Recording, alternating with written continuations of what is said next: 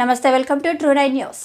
షాద్నగర్ నియోజకవర్గ కేంద్రం K Ramireddy function హాల్లో నిర్వహించిన కాంగ్రెస్ పార్టీ విస్తృత స్థాయి సమావేశంలో రాబోయే పార్లమెంట్ ఎన్నికలపై కాంగ్రెస్ శ్రేణులకు దిశానిర్దేశం చేసిన మక్తల్ ఎమ్మెల్యే వాకిటి శ్రీహరి. ఈ సందర్భంగా వాకిటి శ్రీహరి మాట్లాడుతూ, భారత్ జోడో యాత్ర పేరుతో దేశాన్ని ఐక్యం చేసినందుకు కన్యాకుమారి నుంచి కాశ్మీర్ వరకు 4080 కిలోమీటర్ల పాదయాత్ర చేసిన రాహుల్ గాంధీని ప్రధానిని చేసేందుకు రాబోయే పార్లమెంట్ ఎన్నికల్లో ప్రతి కార్యకర్త కష్టపడి పనిచేయాలని పిలుపునిచ్చారు.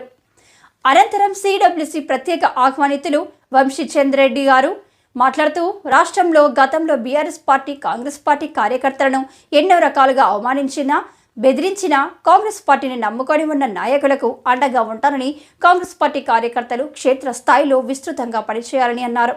ఈ కార్యక్రమంలో Shadnagar MLA Veerlapalli Shankar, Jadcherla MLA Anirudh Reddy, Devarakadra MLA G Madhusudan Reddy, Kalwakurthy MLA K Narayana తదితరులు పాల్గొన్నారు.